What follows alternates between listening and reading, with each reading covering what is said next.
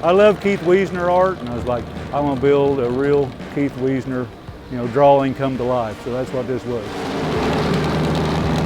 I'm Dave Fleetwood, and this is my '54 Plymouth. We're down here at the Holley MoParty. First time we've been here. We like to see all the Mopars. We've had the car for a little over 20 years, and I've shopped it twice below this drip rail and once above the drip rail, and shortened the back of it twice.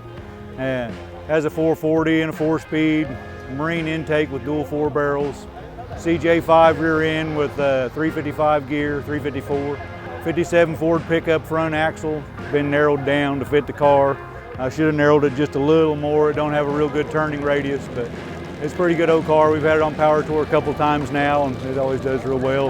Averages about 15 miles a gallon, runs on 87 octane. It's not the roomiest, but I always tell everybody it's not as bad as it looks to actually ride in this thing. You can see out of it pretty good. And I used to work in French Lick at Kimball's, a piano factory, and there was a guy in town there that had a car lot, and he had a bar and some other things, and he had this car on his car lot. And so my wife there, Amy, she worked there with me at the time, and we'd drive past that dude going home from work and see it on the car lot, stone stock as a rock. And I was like, we gotta get that car, $500. So I was excited. I was like 21 or 2 years old, didn't even look under the car, lift up the carpet or nothing. And he lifted it up on his wrecker. There was nothing underneath of it. Frame rails, floorboards, the spare tire hole in the trunk was gone. All the mounts that hold the body to it was gone. Motor, tranny, rear end full of muddy water.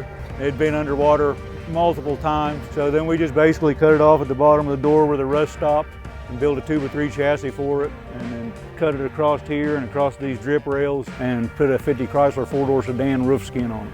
And it just fell right into the drip rails. And then the trunk looked way, way too long. So we shortened the back of it to kind of try to get the proportions, Drivetrain, the one that's in it currently is a 74 Chrysler New Yorker motor, just stock with a 284 cam and that marine intake.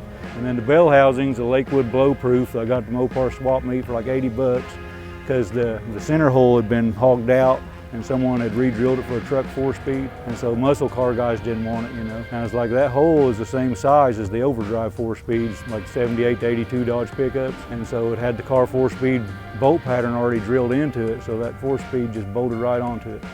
And I was able to even use the big old 11-inch flywheel and clutch in it.